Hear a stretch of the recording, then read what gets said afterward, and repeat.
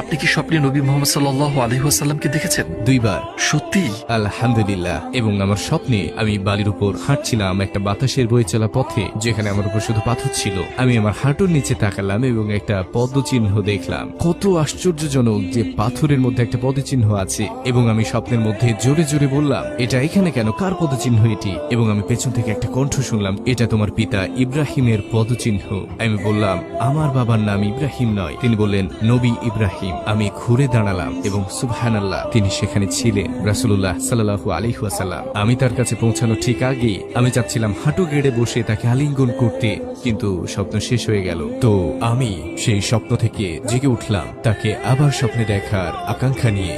এবং বহু বছর পরে আমি দেখলাম, এবং আমি মরুভূমিতে ছিলাম আর দূরের দিকে দেখলাম তিনি আমার হাত ধরে বললেন, আমি চাই তুমি আরো মানুষের সাথে দেখা করো। তিনি বসে পড়লেন আর আমি ঠিক তার পাশেই বসলাম। তারপর তিনি বললেন,